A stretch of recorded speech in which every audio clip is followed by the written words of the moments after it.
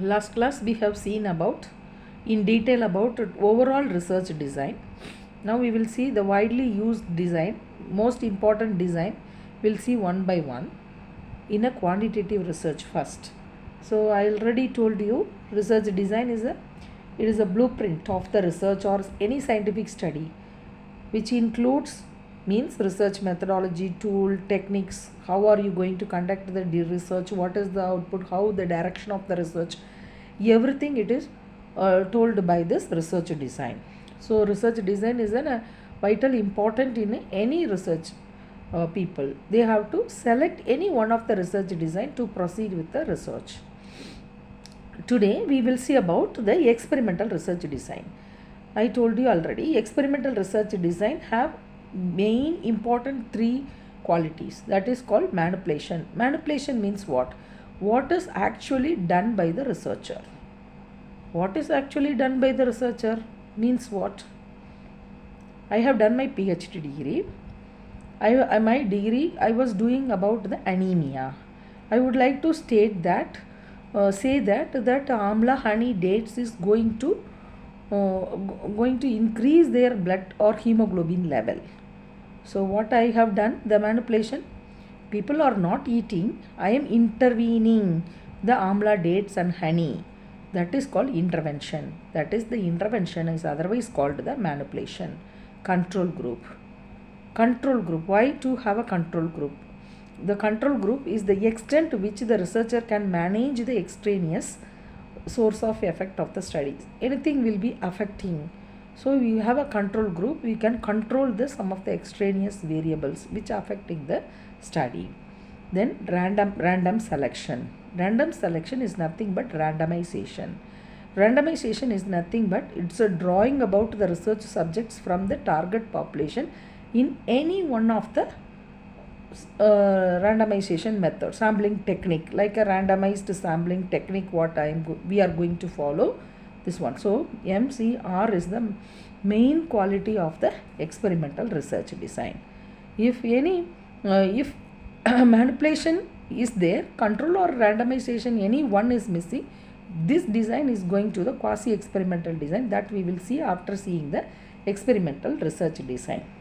Okay, the true experimental research design, there are many true experimental research design. The main thing what we are going to see is these 6 designs importantly, which is most important in nursing profession.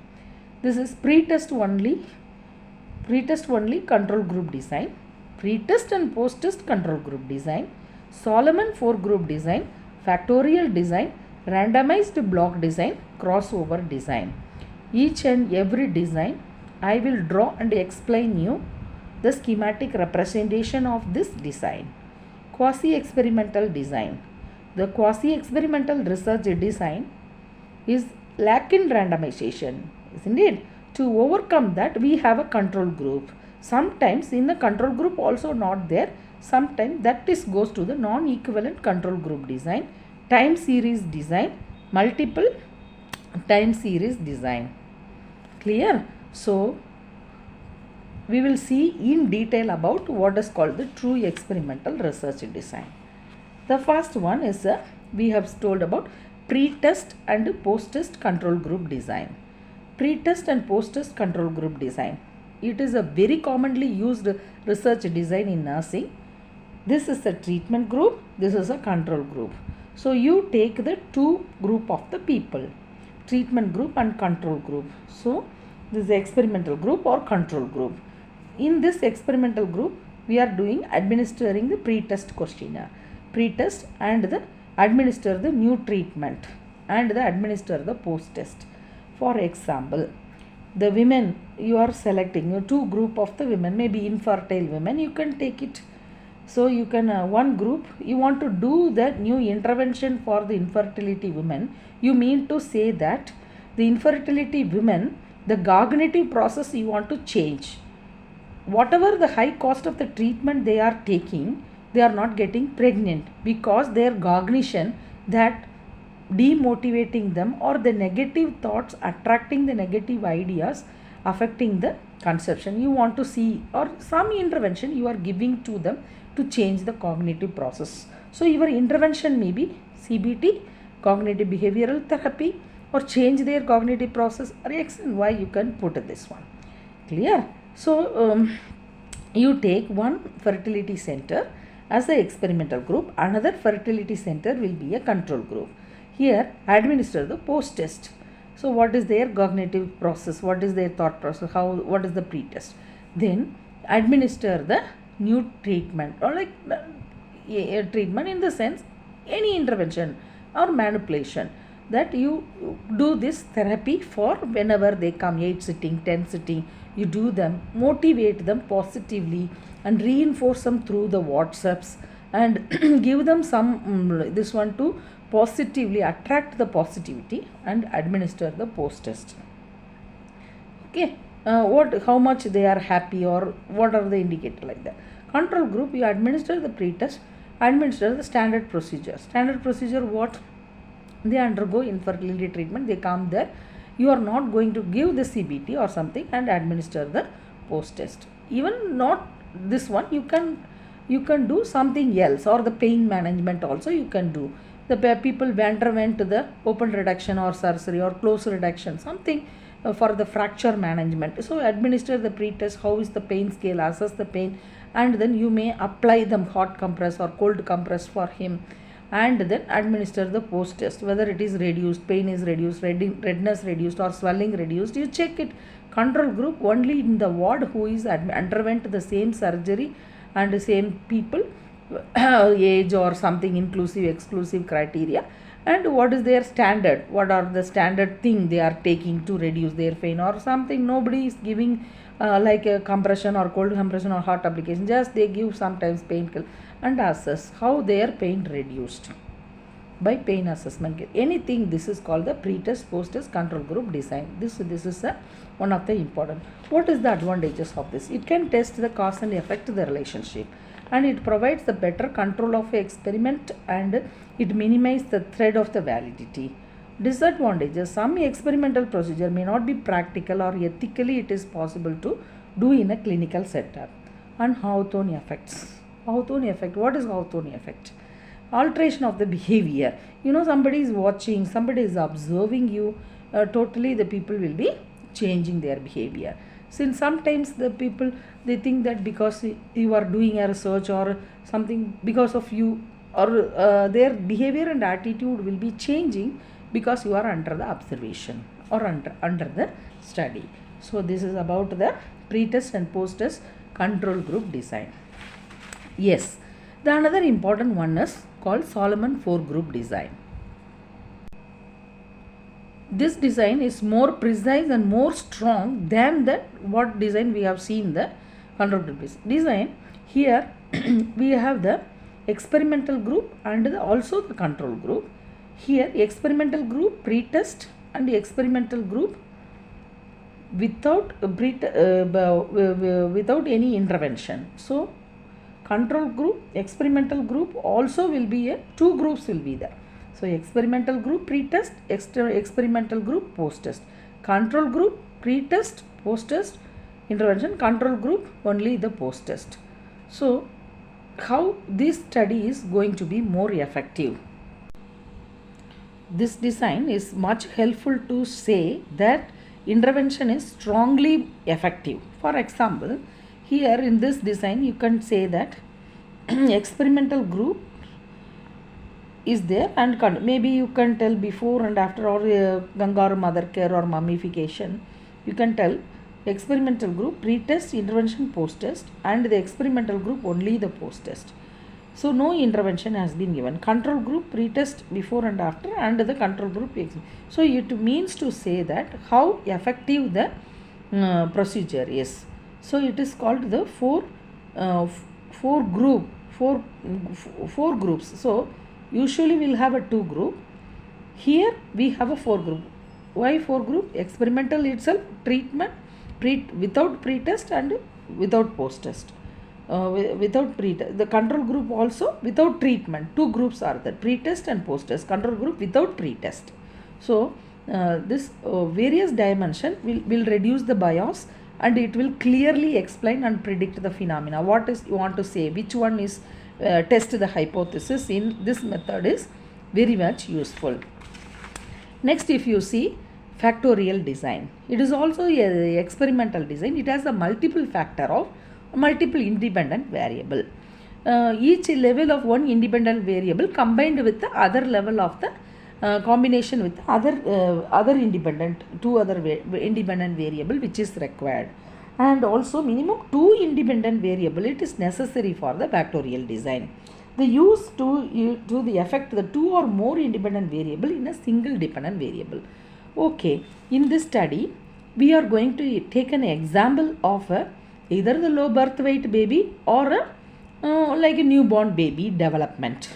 So then actually the newborn baby development will be affected by very effective by auditory and tactile stimulation. What is auditory? Auditory means we are speaking to the child continuously. Tactile, touching. I have seen many mother. They are very reluctant to give even a preterm baby to mummify or to give a kangaroo care. They never do. Actually, skin to skin, they touching. It's a tactile stimulation. You give that, the baby growth feel secure. Auditory, you speak to the baby, it will listen. So, the researcher mean to say that these auditory and tactile stimulation will have a great impact upon the dependent variable. Who is your dependent variable? It is a newborn baby.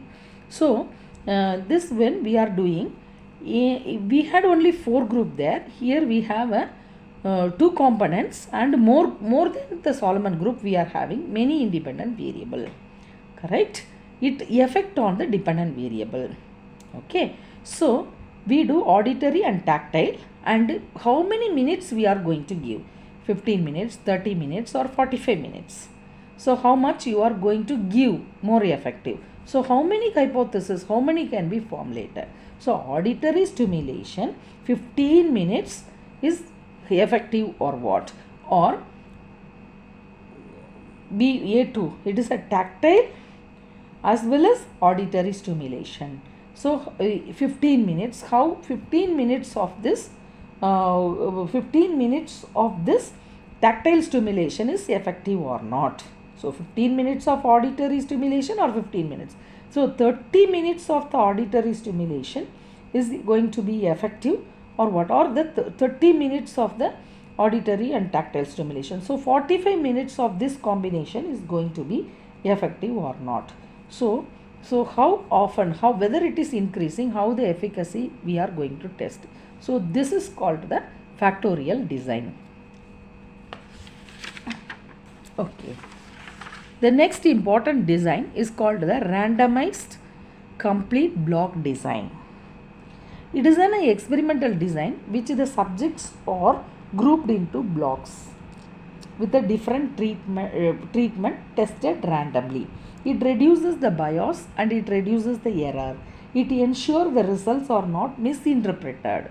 So clearly it will tell the results. Bias is very less. So it improves the statistical analysis. Statistically very high this one. So this randomized block research design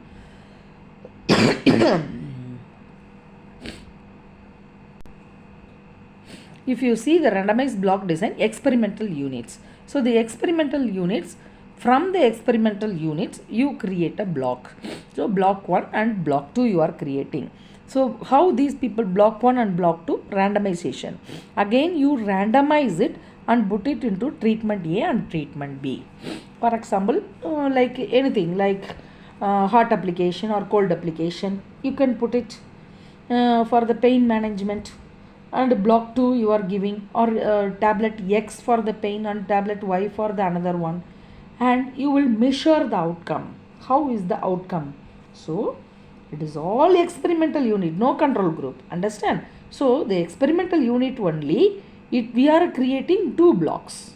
So one unit we are taking it, all the people with something about pain or something you are having, you may give them, one may be a placebo, one you are giving a drug, placebo effect or drug with the same thing you are giving. So measure the placebo, measure the drug, measure the placebo, measure the drug. So compare the treatment of the block 1. So placebo or drug, placebo or drug. So So both you are very very precise, right?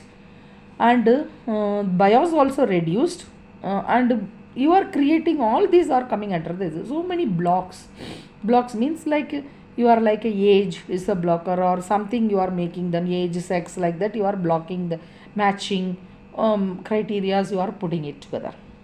So compare the treatment of block 1 and compare the treatment of block 2 and compare the result from two blocks. So which is good. So this is called the randomized complete block design. Okay, next we will come to the crossover design. Crossover design, otherwise it is called the repeated measure design, such that the experimental unit receives the different treatment during a different point of time. Understand? So what are they doing here? It is also experimental research, right? So randomization is there. Randomization of allotting the people in a group 1 and group 2. So you are giving a medication A and the medication B to the group, or you are giving the hot application for the pain and the cold application for the group A, B people. So at particular point of a time for morning they underwent the hot application, about or 2 days, 3 days you fix it. So how the hot application, one group and one people with the same this randomized people, we are doing a cold application. So after some time the group with the hot application will take the cold application, group B taken a hot application will be taking the cold application, vice versa. So they examine the data across the different group at one point of time. So less time is consuming and less the expenditure. So it is very good.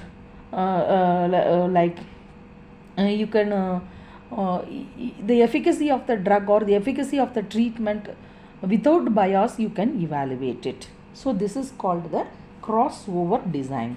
What is called the cross section design? Cross section design, cross sectional design, this examine the data across the different group at one point of time. For example, I want to know about the attitude and behavior of the BSc nursing students from the first year to the second year or first year to the fourth year, how their attitude are changing. Even me, you take it, when I go to join for the BSc nursing program, I was so traditional, wearing some traditional dress and going and putting a towel flat and going and something. Once I complete the BSc nursing course, transformational change in my class, hairstyle, my dressing, my speech, everything has been completely changed. So in this of the attitudinal change or the behavioral change or the quality of lifestyle or whatever it may be of the nursing students, from the first year to fourth year, I can do it in a two ways. Either I can take my students who is getting admitted in the year 2022 and wait until 2026 they leave the college and mark their attitude, how they are there, how their dressing sense, how they are there, what is their speech, what is their color of dress, what they I can check it for this one. I do it for the longer duration. Collect the data from the different point of time. That means collect the data from the different point of time from the student entry into the course until they go away to the course. That is called longitudinal study. For example, sometimes the tower, I may think that the mobile tower may bring cancer to the people. So I collect the mobile tower people who are all having their own houses. I can longitudinally collect their data for a single point of time many times like that also. Correct? Here. Okay, we will come back to the example of the cross-sectional design. So the cross-sectional design, I told you, I want to assess the attitude and behavior of the child from the longer duration, right? That's called longitudinal studies. No, I have no time. I have 4 years of students in my college itself. Let me collect the data, how the first year attitude, go to the second year, how their attitude, go to the fourth year, how their attitude, how is the third year and fourth year. First year, second year, third year and fourth year. So take some point of, collect the data and combine it. It is very easy, very cost effective. Understand? No need to wait for 4 years for the same group for that. So it is a different group, it is a same group. Longitudinal study, same group, but cross-sectional study for the 4 year, one year I am going to select for the one batch of students to see their attitude and behavior and quality of this one. Okay, so hope you have understand. Let us see how practically we can apply these design into our statement of the problem. Madam has given you some statement of the problem. What is that? Let us read. Effectiveness of kangaroo mother care with mummifying among the full-term newborn babies in a selected hospitals in Bankura. So mummification and this one is effective for the growth and effect of newborn babies. Effect, what is the effect? For the developmental effect for the newborn babies with a selected hospital. Let us come here only post-test only design. Post-test, what is the dependent variable? Effectiveness, level of comfort. How will you assess the level of comfort of the child? It will be sleep for longer duration, growth will be better, weight gain will be good, and the sleep duration, baby's cry will be reduced. All these things will be see the effectiveness of this kangaroo care and mummification. What is the independent variable? Independent variable are kangaroo versus plus mummification. What is the intervention? So this is the intervention we are giving. Okay, now will be pre-test post-test design.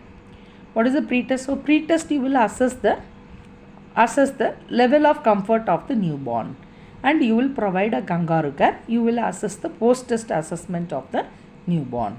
Correct? Okay, let us come to how the Solomon 4 group you will draw and put it.